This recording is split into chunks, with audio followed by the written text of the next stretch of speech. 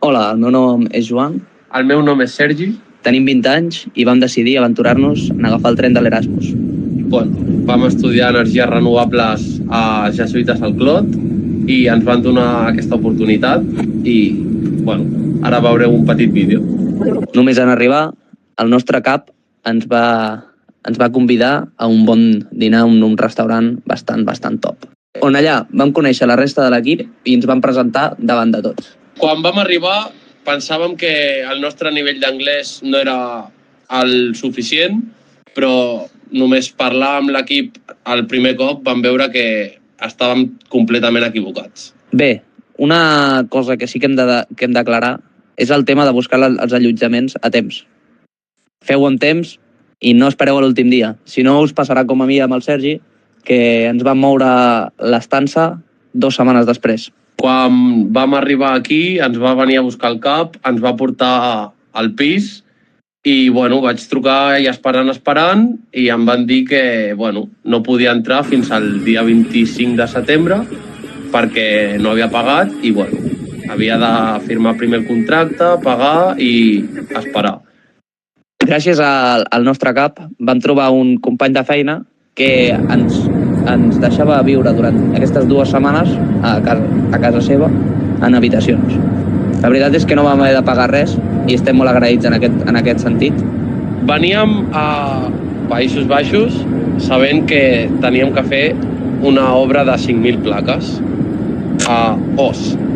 I quan vam arribar allà, sort que l'estructura ja estava muntada i nosaltres només teníem que posar els panells. Cosa que vam fer literalment només començar el primer dia.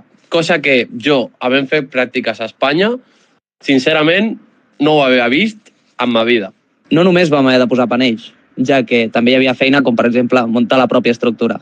No estava muntada en tots els llocs on anirien els panells, però gràcies al sistema que estàvem utilitzant, era una manera molt senzilla de muntar-ho i entre 5 o 6 persones en un dia t'havies muntat l'estructura. També vam aprendre a fer el cablejat, una de les parts més difícils, la veritat, perquè aquests eren strings d'uns 350 metres. El cable pesava molt i moure tots els cables junts era complicat. Menys mal que no vam haver de portar-los als inversors, ja que això s'encarregava una empresa externa. També vam aprendre com utilitzar les senyals perquè una grua et faci cas tant des de dalt com des de baix. Així, establint una bona comunicació amb el gruer. Gràcies a aquesta vam poder portar tots els panells i tot el material de baix cap a dalt, si no hagués sigut una bogeria. 8 pisos d'andami. Però no tot és treball. Fora de les hores laborals, un dels primers caps de setmana vam agafar el tren i vam anar cap a Amsterdam, ja que era el primer cop dels dos al país i volíem veure la ciutat. Un altre cap de setmana també vam anar a Utrecht i, passejant per allà, vam fer fotos als monuments i als edificis més importants de la ciutat. També hem de dir i hem de confessar que algun cop hem sortit de festa i hem de dir que aquí s'escolta tecno, però a qui no li agradi el tecno també té festes llatines arreu del país. En acabar l'obra NOS, ens vam moure cap a Duisburg, a l'est. Allà vam fer una obra de 2.700 panells. Comptant els 5.000 que hi havien fet, ens venien per damunt 7.700. Una barbaritat. Allà sí que no hi havia fet res. Vam començar de zero, amb el sostre buit. Els primers dies van ser sobretot per portar el material al sostre. Tot s'ha de dir un doble sostre de PVC. Com no hi havia res fet, el nostre treball va ser d'agafar el metre, agafar la cera i fer les marques a tot el sostre per poder posar l'estructura, que hem de dir que era nova per nosaltres i pel cap.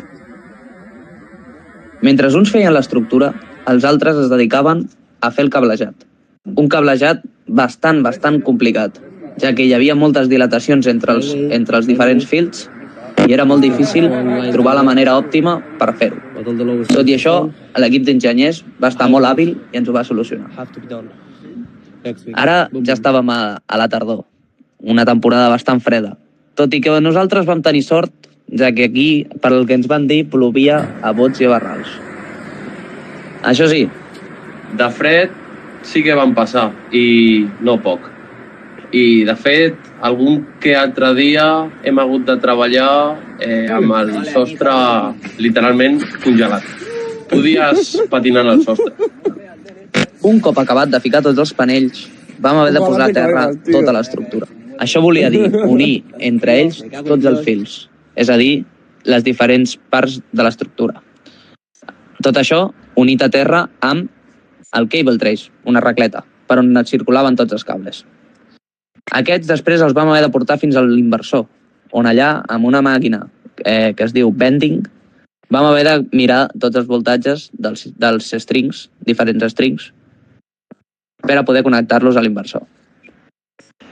Un cop estaves provant els diferents strings amb el bending, si veies que hi havia algun error, havies de pujar de nou al sostre i mirar quin cable era el que estava mal connectat.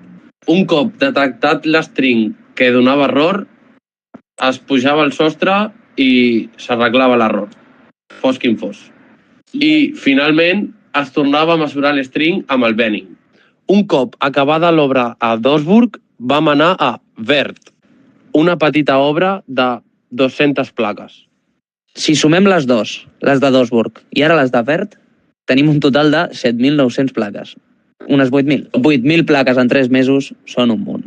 I ho podeu ben dir. I una cosa que no us hem dit, ens hem fet 2 tatuatges.